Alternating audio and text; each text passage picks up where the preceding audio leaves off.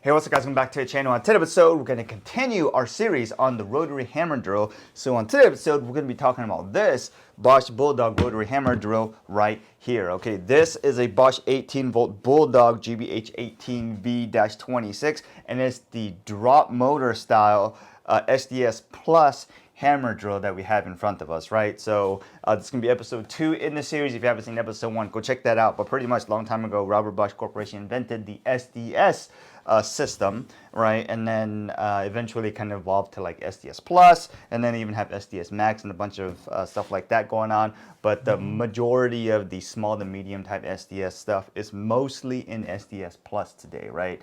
Larger stuff may be in SDS-max, right? But anyways, the point is SDS is for slotted drive system or slotted drive shaft or something, you know, along the lines of insert, twist, lock or something. It allows pretty much the bit to move up and down and also rotate, which is how you really get the rotary hammer action, right? So these tools are mainly used for drilling masonry work, but you can use it for a bunch of other stuff, especially if you have tools or bits that you can use for like chipping or scraping, all kinds of stuff. Anyways, point is, we're gonna go over this tool top to bottom, and then we're gonna put it up on the test track to see how it stands against other tools we've tested so far. So if you're interested in this, stick with us.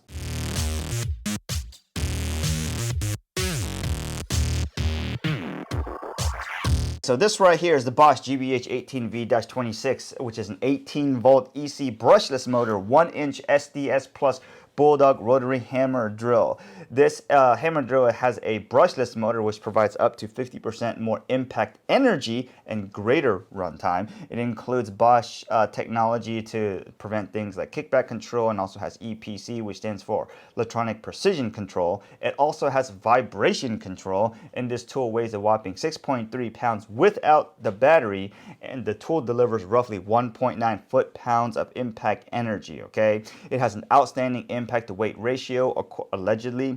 Let's talk about the EPC. So EPC stands for electronic precision control, and what it does is that it allows the user to select either EPC on or off, and it does a slow ramp up, or what it does is like a soft start, okay? There's a switch on the back. We'll show you how to use that. The power system on this allows you to provide 1.9 foot-pounds of impact energy and produce 0 to 4,350 no-load BPM and up to 890 no-load RPM. It does have ability to do rotary hammer. It also has ability to do hammer only and also just rotary only. This is on Bosch's 18-volt platform. It has an ergonomic layout. As you can see, it's kind of using the drop motor design. And it's obviously keyless, mainly because it's using SDS platform. So hopefully this tool, depending on where you get it from, will be anywhere around $150 to close to about $300 for the tool only. When I bought the tool a long time ago, I believe it came with a 6.3 amp hour battery, which I thought was interesting.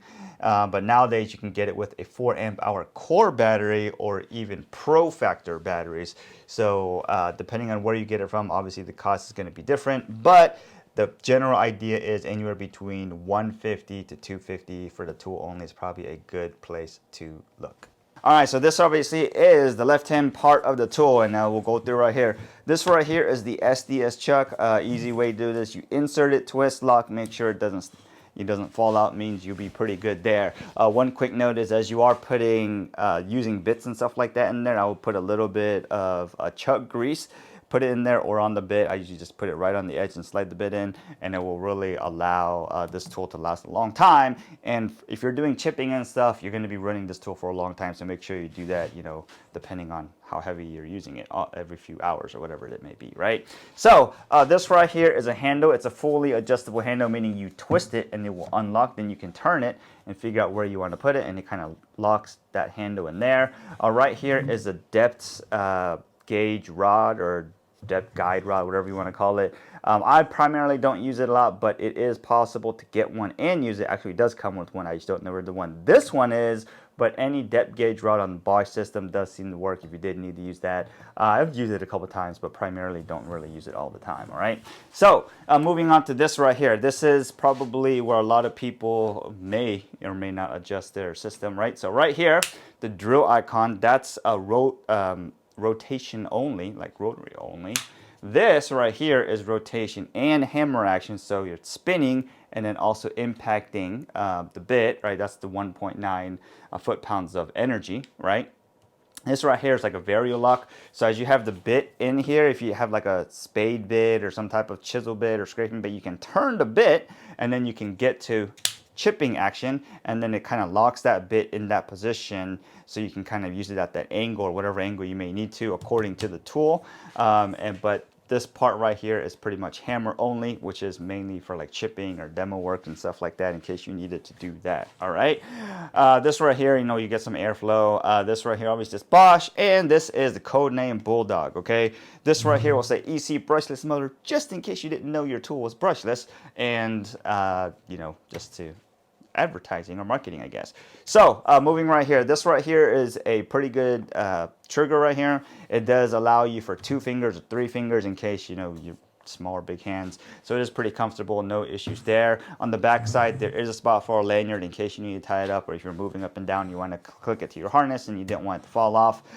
This other side, pretty much no frills, no throws going in on there. I'm using a PROFACTOR 8 amp hour battery. I think it's not the most common battery I have for Bosch, but is the one, you know, for like probably grabbing all the time. For some reason, I have a lot of 6.3 amp hour batteries, but you know, that's a different story. This part right here at the top, this is a little springy little action that kind of going on here. Suspension action kind of helps reduce the vibration. Important part of using this tool is when you are using the tool, don't put so much downforce on whatever it is that you're drilling that the spring area gets compressed, right? So if you're compressing it all the time, then you're actually taking away from the performance of the tool, because there's not as much ability for the bit here to do that up and down impact force, even though it happens a lot. If you press it down too hard, you're just not getting as much performance out of that.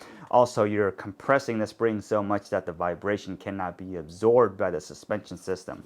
So when you're doing the work, just let the tool do the work, okay? Obviously forwards and backwards. Not all the SDSs back in the day had a reverse, but this one does have a forward and backwards. And if you put it in the middle, as you can see here, it gets locked out. You can't do much, all right? So this little red button right here, which is a slider switch, EPC, electronic precision control, right now it's at 100%. What that means is when you squeeze the trigger, it's gonna go 100% right there. You're gonna have full energy, right? But if you flip the switch to EPC and it'll go down here, it'll say 70%, right? It does a ramp up, okay? So it kind of allows you to do less walking or whatever on that. I'm going to go ahead and tell you that when we tested the tool on the track, it's going to be at 100% to reduce the ramp up, mainly because in terms of performance, I think that's probably what people are going to want to know. So we're going to run it with 100%. All right. So let's go ahead and show you the variable speed action here on this. So we'll go 100% right now. And this is the trigger. Here we go. Actually, got to move to forward. All right. Yep, actually let's move it to here, it'll be a little bit better. Here we go, check this out.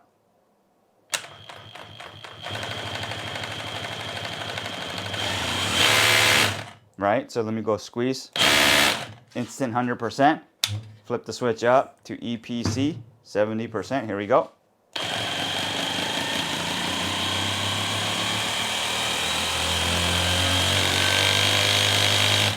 Right, so did you hear that ramp up? That's what you get with this EPC switch. So I actually like using that, especially because, you know, a lot of times you're working, you're not always trying to get the fastest thing done as fast as possible. So that's a good thing to know. Other thing to know is right here, you'll see a LED light, which actually I think is in a really good spot. Right now, it looks like it's in a terrible spot because the handle is here, but I normally do not keep the handle here because the handle is usually out here. I just have it here to help hold the tool straight up, right? So that's an interesting thing to know there. All right, so since it's only the second episode in the series, let's go ahead and talk about the test track real quick. What we're going to do is we're going to take the hammer drill and fully charged battery, and we're going to run it on poured concrete that's been, I think it's like 4,000 PSI concrete that's been poured for over a year and been curing inside for over a year, probably close to 2 or plus years. And we're going to take a Makita 1/2 inch bit it's like a 12-inch bit, but we're gonna drill 3 6-inch depth holes and try to average the 3 out and figure out what the performance rating looks like. If this tool is familiar or this model number is familiar, mainly because the same model number is actually on the first tool that we reviewed, which was more of a D-handle style. Okay, so without too much further ado, let's get into testing.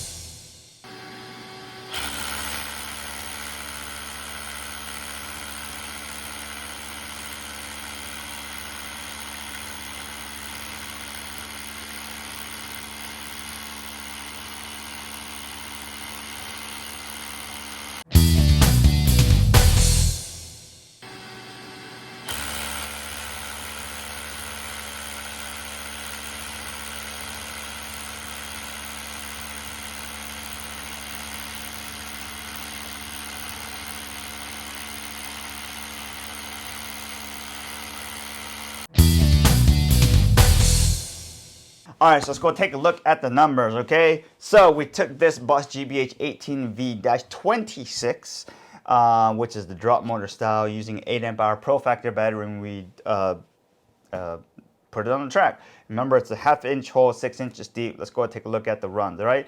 Run number 1, it was 16.67. Run number 2, 16.05. And run number 3, 16.57.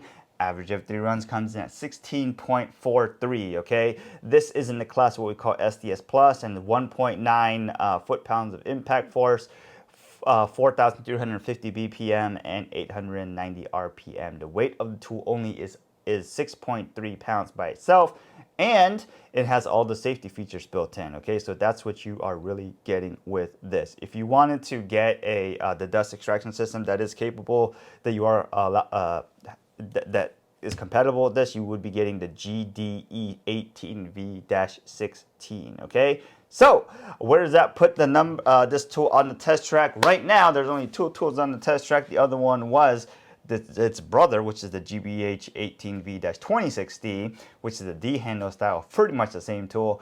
So this tool with the total performance score of 16.43 is currently in first place, beating out the D-handle brother, which had a score of 18.25, okay? So, taking a look at the numbers here, let's go take a look. If you go look at the specs are almost exactly the same, mainly because you would imagine they're probably driven by the same motor, just the orientation is going to be a little bit different, right? The impact force is 1.9 foot-pounds, BPM is the same, RPM is the same, but the difference where you see here is the weight of the tool.